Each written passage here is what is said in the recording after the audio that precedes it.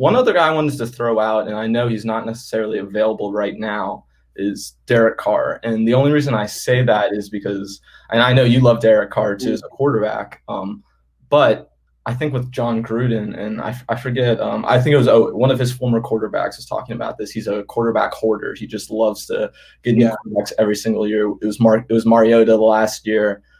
So do you think there would be any sort of opportunity, and what kind of trade do you think it would look like for Derek Carr if the 49ers were in a position to do that? That's a great point. I mean, everyone's talking about Matthew Stafford. I think Derek Carr, you could probably get him for even cheaper. Right. And I'm looking at him right here. His contract, he would cost the Niners. He cost the Niners like 19.8. It's less than Jimmy. It'd be like the cheapest starting quarterback in the league. I mean, I'm for it. And it would have to be because the Raiders ended up drafting a quarterback. Like they surprise everyone to take Trey Lance. And again, I just feel like if they did take Trey Lance, they'd have to keep Derek Carr for one more year and let Trey Lance develop and blah, blah, blah, blah, blah. So maybe it'd be tough to get Derek Carr now. Right. But you could possibly get him in 2022. I don't know. It's someone to think about because he's not that old, and it's clear the Raiders don't want him long term. Right. Waiting out there. Yeah, it'd be someone to think about. Maybe not now, but maybe soon. Yeah.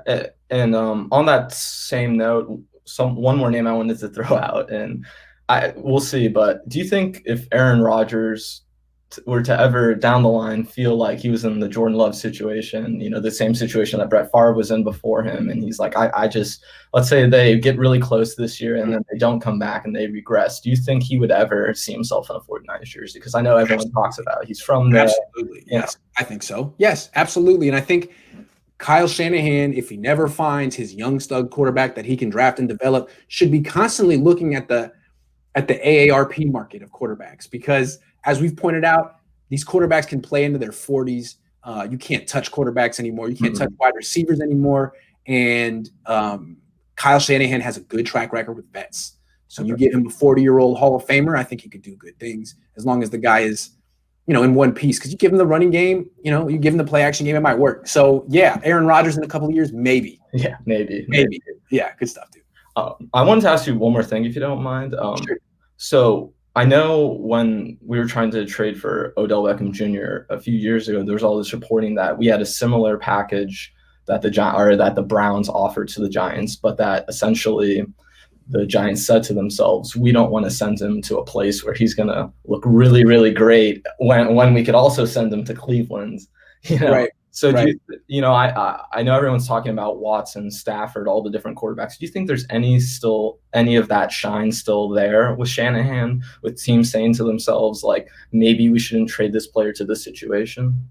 The way I remember the Odell Beckham thing, and I could be wrong, is I thought it was that David Gettleman, the general manager of the Giants, is this longtime scout who kind of felt like John Lynch has no right to be a general manager because he didn't go through the proper channels and didn't come up being a scout and is just a media guy, and had a relationship with the guy in Cleveland and just, went with the guy he knew. And the fact that maybe he didn't respect John Lynch or know John Lynch, played against him. That's the way I read it. But maybe there was some, like, I don't want to send him to Kyle Shanahan and lose the deal and be wrong. I think actually what's going to hold the Niners back more with Watson is the fact that they can't offer anything more than the 12th pick. It's just You're competing with teams that are going to offer the second and third pick. How do you compete? You don't. Yeah, you can't.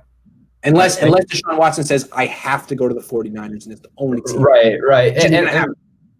And I started thinking about that because he does have a no-trade clause, and they are an NFC team. There's all of that stuff. But at the same time, there's plenty of other NFC teams who would want to trade for Deshaun Watson and have better capital. So it wouldn't be in the Texans' interest. But again, look, I mean, sometimes what did James Harden do? I want to go here. Right.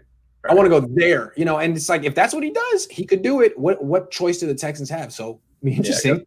And now you're seeing people trying to speak it into existence. Chris Sims was like, he needs to go to the Niners, and Richard Sherman said he needs to go to the Jets. So I think there's a big recruiting thing going on for him right now. It'll be interesting to see what happens. All right, Ben, thanks for coming on. All right, man, I'll see you next week.